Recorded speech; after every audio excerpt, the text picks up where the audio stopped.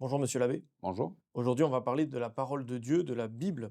Qu'est-ce que la Bible? Alors, déjà, quand on parle de la parole de Dieu, le Verbe de Dieu par excellence, c'est le Christ. C'est d'abord lui qu'on appelle le Verbe de Dieu, la parole de Dieu. Par extension, la parole de Dieu, c'est toute l'interaction, toute l'économie du salut. Dieu qui s'adresse à l'humanité. Une des manières qu'il a eu de s'adresser à l'humanité, puisqu'on peut parler aussi de la tradition, du magistère, qui sont des moyens par lesquels Dieu parle à l'humanité, un des moyens, ça a été la Sainte Écriture, c'est-à-dire la mise par écrit des relations entre Dieu et les hommes, de l'enseignement de Dieu vis-à-vis des hommes, de ces discussions ou ces enseignements envers certains hommes, qu'on parle d'Adam et Ève, des patriarches, des juges.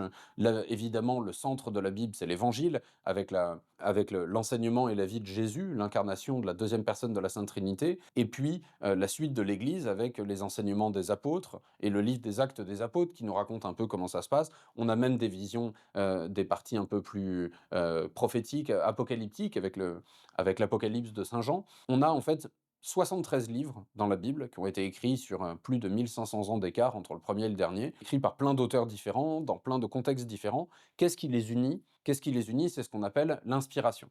L'inspiration, c'est dire que les auteurs sacrés ont été inspirés par le Saint-Esprit pour écrire. Inspiré, ça ne veut pas dire que c'est une dictée, hein. On ne parle pas d'un livre incréé qui aurait préexisté avec Dieu de toute éternité. Les écrivains sacrés ont écrit avec leur propre capacité, leur culture, leur style. On reconnaît le style des différents évangélistes. Ils ont écrit avec les connaissances du milieu dans lequel ils existaient. Ils ont écrit à une époque précise, dans une langue précise. Néanmoins, le Saint-Esprit s'est assuré que ce qu'ils écrivent nous permette d'accéder à Dieu, nous permette d'accéder à son enseignement, nous permette d'accéder au salut éternel. Donc parfois, les apôtres en avaient conscience quand ils répètent des enseignements du Christ, par exemple. Bah évidemment, ils se doutent que le Christ est Dieu, ils y croient, ils ont eux-mêmes la foi, et donc ils savent que cet enseignement vient de Dieu et est utile pour notre salut. Parfois, les écrivains sacrés n'en ont pas forcément conscience. Par exemple, vous voyez, je pense aux prophètes de l'Ancien Testament. Je suis pas sûr que tous les prophètes de l'Ancien Testament avaient tout compris de ce que ça impliquerait pour le Messie, qui serait le Fils de Dieu, qui vivrait tel ou tel événement de manière un peu précise.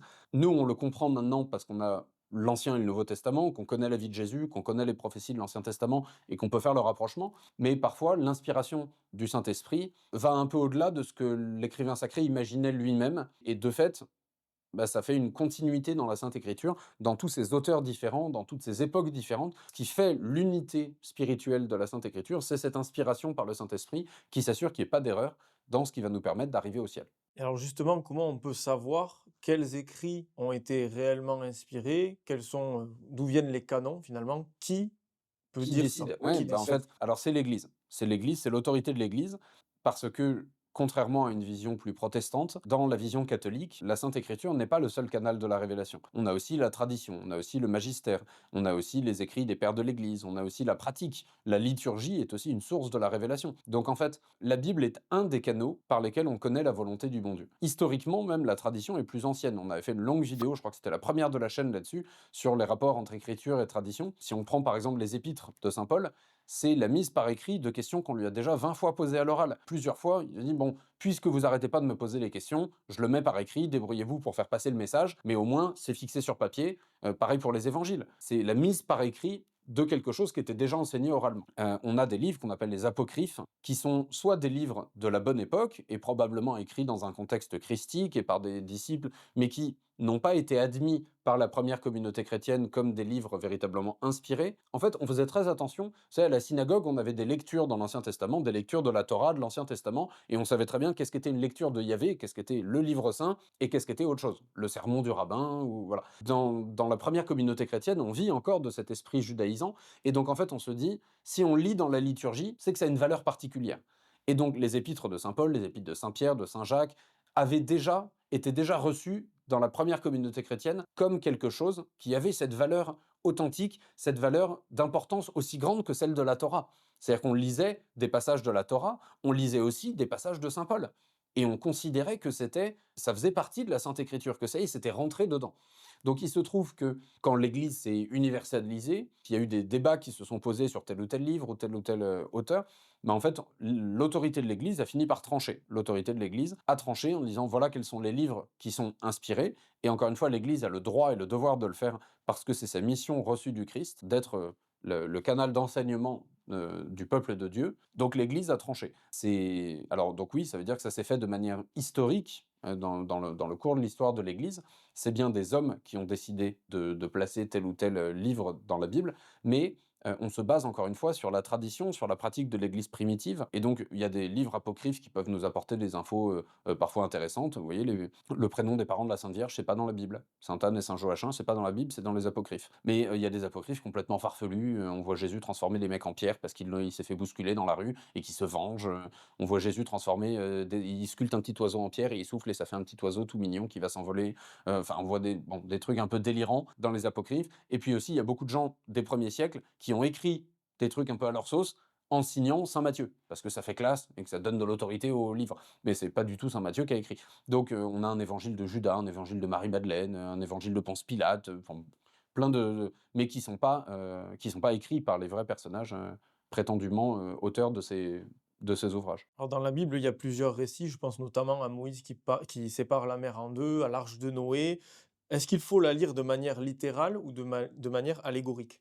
Alors, d'abord, la première chose à dire, c'est qu'on lit la Bible par l'Église et dans l'Église. Encore une fois, on ne sépare pas les différents canaux de la révélation. Donc en fait, la première chose à faire, c'est que la Bible qui est inspirée, c'est celle qui est écrite.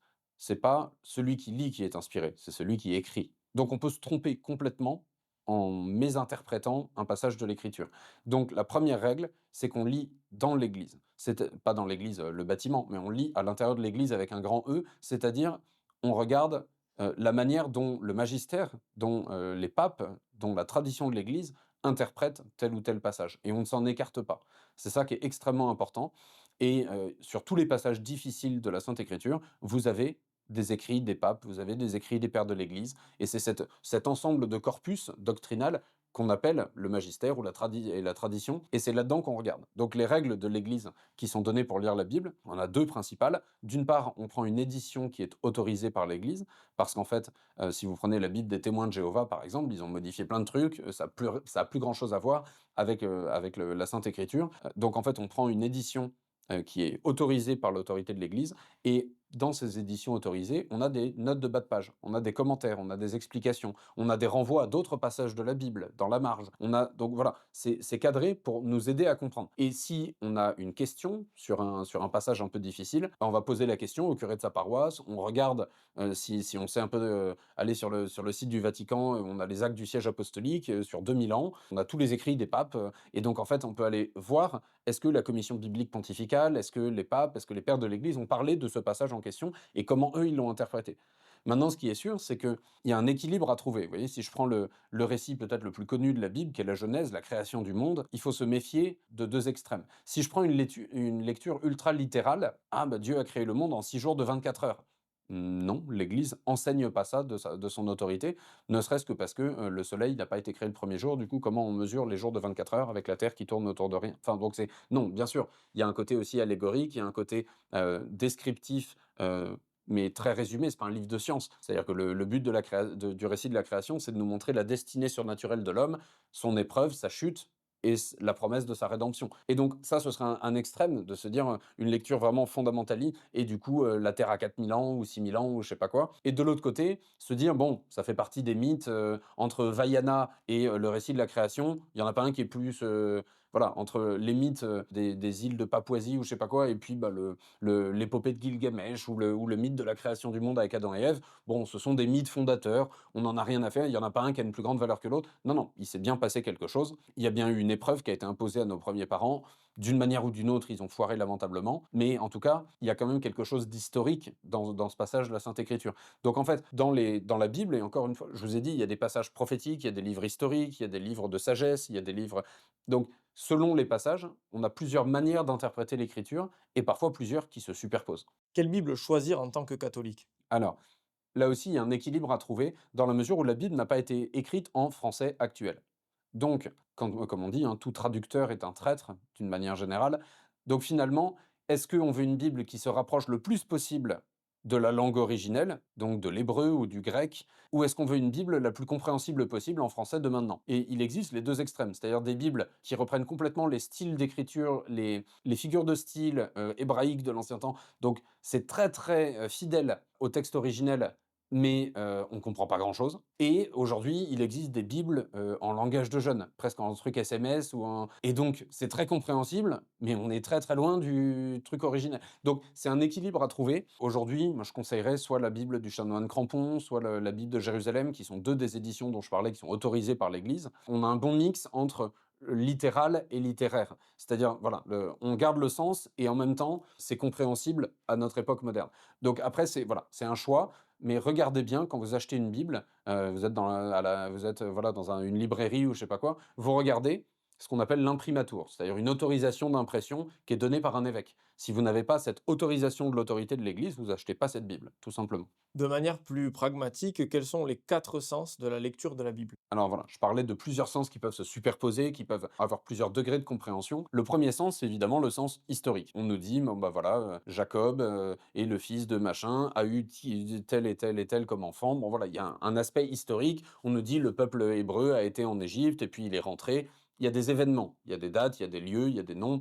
Il y a un aspect historique. Ou quand on prend l'évangile, par exemple, il y a un sens tout à fait historique de raconter ce que Jésus a fait, ce que Jésus a dit, où il a été, quels ont été ses voyages, ses enseignements, ses miracles. Ça, c'est un 1er sens vraiment, voilà, le sens de base. Qu'est-ce que le texte dit? Quelle est la signification de la phrase? La sémantique de la phrase, qu'est-ce qu'elle signifie? Ensuite, on a des sens plus, spirituels. On peut avoir un sens, allégorique. Par exemple, je prends, le livre du Cantique des Cantiques, qui est magnifique, qui est une poésie entre un fiancé et sa fiancée, qui s'envoient des mots d'amour. Alors on se demande ce que ça fiche dans la Bible. Il y a un sens allégorique très profond, puisque c'est l'allégorie de l'union de l'âme humaine avec Dieu. En fait, le fiancé et sa fiancée, c'est Dieu et l'âme qui s'envoient des mamours. En fait, dans la Bible, on dit à Dieu à quel point on l'aime, Dieu nous dit à quel point il nous aime. C'est là où on a les déclarations d'amour de Dieu pour l'humanité parmi les plus belles. C'est des phrases sublimes. Une mère serait-elle capable de t'oublier? Quand bien même elle pourrait oublier son enfant, moi-même je ne t'oublierai jamais. J'ai ton nom gravé en permanence dans la paume de ma main. Je vous rassemblerai comme une poule rassemble ses poussins sous ses ailes. On a des choses très bucoliques, très, ben voilà, adaptées aussi aux circonstances d'écriture du texte. Mais donc, voilà, c'est un sens allégorique, c'est-à-dire que le Cantique des Cantiques nous dit pas qu'il y a eu un vrai fiancé et une vraie fiancée qui se sont vraiment écrits ça. C'est évidemment une métaphore, hein, une manière d'expliquer un enseignement particulier. Ensuite, on peut avoir un enseignement moral et qui se superpose parfois à d'autres sens. Par exemple, vous voyez que dans l'Ancien Testament, quand Israël est fidèle à Dieu, le pays est prospère. Une armée puissante, du commerce avec ses voisins. Et quand Israël se met à adorer des fausses divinités, ils sont réduits en esclavage. Il y a l'exil à Babylone, il y a l'esclavage en Égypte, il y a, enfin voilà. Donc là, il y a un aspect historique. Bon, mais il y a évidemment un aspect moral de nous enseigner à nous maintenant, regardez, se détourner de Dieu, ça a des conséquences. Et un péché finalement, c'est ça, c'est se détourner de Dieu pour se tourner vers une créature. Finalement, il y a des conséquences, et donc bah, il faut bien se conduire et respecter la loi de Dieu, puisque comme vous le voyez dans la Bible, quand on ne respecte pas la loi de Dieu, on est puni. Donc il y a un sens moral. Et puis parfois, il y a un sens spirituel. Si je prends les grands enseignements de la prière sacerdotale dans Saint Jean, l'enseignement du Christ le jeudi saint, où il parle beaucoup de sa relation avec le Père, il parle du Saint-Esprit, il parle des relations qu'il entretient avec les apôtres, et on a plein d'enseignements très spirituels, c'est-à-dire que ça nous apprend quelque chose sur qui est Dieu et sur sa manière d'interagir avec nous. Mais en fait, il y a aussi un sens historique que Jésus a bien prononcé cette prière-là. Et il y a aussi un sens allégorique quand il dit je suis le cep et vous êtes les sarments. Donc il y a une allégorie, il y a une métaphore aussi qui est utilisée. Donc on peut retrouver plein de sens différents de l'écriture qui ont plus ou moins d'importance selon le passage. Et donc c'est ça qui est intéressant de regarder, c'est quand on lit un passage de la Bible, et quand on se réfère au magistère qui parle de ce passage-là, c'est qu'on peut voir différents niveaux de lecture. On peut découvrir, et c'est pour ça que même après 20 ans de sacerdoce ou 20 ans de pratique religieuse, on écoute le même évangile tous les ans à la même période à la messe, et on découvre un nouveau truc. Ah mais tiens, ça je l'avais pas envisagé comme ça, je l'avais pas pensé comme ça, parce que ben, il y a une richesse dans la Bible, c'est quand même inspiré par le Saint-Esprit, donc il s'est débrouillé pas trop mal. Donc finalement, on découvre des nouvelles choses, des nouveaux sens, des nouvelles manières, et c'est pas moi j'ai découvert un truc que personne dans l'Église connaissait avant. Ça faut se méfier. C'est quand on commence à raisonner comme ça, on dit, ah ça y est, j'ai fait une découverte majeure. Personne dans l'Église avait compris ce passage, et ça y est, moi j'ai compris. En général, c'est foireux. En général, ça veut dire qu'au contraire, on est en train de se planter dans les grandes largeurs qu'on n'a pas compris. Mais c'est pour ça que je dis, il faut toujours se référer au magistère. Mais parfois, encore une fois, on n'a pas tous lu tous les actes du magistère depuis Saint-Pierre, on n'a pas lu toutes les décisions de la commission biblique pontificale, puis on ne comprend pas un récit d'évangile, on ne comprend pas de la même manière à 6 ans et demi, à 40 ans et à 80 ans. Nos vies ne sont pas les mêmes, on n'a pas vécu les mêmes choses. Donc ces différents sens peuvent s'articuler entre eux, dans notre vie chrétienne de tous les jours. Est-ce que vous auriez un conseil à donner à ceux qui nous regardent pour les aider à lire ou commencer à lire la Bible? Alors oui, 2 conseils, je dirais. D'abord, faites-le. C'est-à-dire qu'en fait, il y a énormément de catholiques qui n'ont pas ouvert une Bible de leur vie. Dites-vous bien que, en proportion, si vous dites: «Bah, ça va, je vais à la messe le dimanche, donc j'écoute, l'Évangile et machin», vous avez même pas la moitié de l'Évangile dans tous les dimanches de l'année et ensuite, même si vous prenez les lectures de l'Ancien, du Nouveau Testament, en fait, vous passez à côté de plein de trucs. On a mis des passages importants ou qui correspondaient à la fête du jour ou à la fête du saint, qu'on fête ce jour-là dans la liturgie, mais il y a pas toute la Bible dans la liturgie. Donc déjà faites-le, parce que quand même c'est quelque chose d'important, c'est un canal de la révélation, c'est important de connaître ce moyen par lequel le bon Dieu a parlé aux hommes. Deuxième conseil, lisez pas de la première à la dernière ligne. Lisez dans le désordre. Vous trouverez sur internet très facilement, par quoi commencer, mais par exemple, déjà si tous les cathos avaient lu les 4 évangiles, ce serait bien. C'est pas long à faire, hein. Un évangile, en tout et pour tout, allez, une demi-heure, trois quarts d'heure, si vous lisez très lentement, vous avez lu un évangile en entier. Donc, c'est pas hyper long. Mais en fait, par exemple, vous voyez, je disais qu'il y avait des livres prophétiques, des livres de sagesse, des livres historiques. En fait, par exemple, si vous lisez le livre des rois, où on va avoir l'histoire de David, en fait, de lire en parallèle les psaumes, et certains psaumes en parallèle de certains passages du livre des rois, c'est hyper intéressant parce que c'est à ce moment où on raconte dans le livre des rois que Moïse a été chassé de Jérusalem, qu'il va rédiger des psaumes qui dit: «Et alors, et à mon retour, je m'avancerai vers l'autel de Dieu». C'est le psaume 42 et c'est le Dieu qui a réjoui ma jeunesse et je monterai au temple, ce qu'il ne peut plus faire au moment où il écrit ça parce qu'il a été chassé de Jérusalem. Donc en fait, plutôt de lire les 150 psaumes à la suite, de se dire: «Tiens, je vais les raccorder avec l'histoire de David» et donc se dire: je lis les 2 en parallèle et quand je vous disais qu'il y avait des notes de bas de page, des références et tout, c'est justement à ça que ça sert. De se dire: «Tiens, dans le livre des rois ou dans le livre de Samuel ou dans le ah tiens, allez lire tel psaume à ce moment-là parce qu'il l'a écrit à peu près à ce moment-là dans». Donc c'est ça qui est intéressant. Je vous dirais dans l'ordre, en gros, commencez par le Nouveau Testament, lisez les 4 évangiles, lisez les épîtres et ensuite concentrez-vous sur un certain nombre de livres. Alors évidemment, je ferai pas l'offense au bon Dieu de dire qu'il y a des livres pas importants dans la Bible, mais ça dépend un peu de votre degré de formation et de familiarité avec la Bible. C'est long à lire la Bible en entier. Il y a des passages qui sont plus ardus que d'autres. Donc déjà, les 4 évangiles, les épîtres, déjà c'est bien. Et ensuite, si vous voulez poursuivre, poursuivez, faites-vous aider, demandez encore une fois à un prêtre, vous conseiller quel livre lire, dans quel ordre. Merci beaucoup, monsieur l'abbé. Je vous en prie.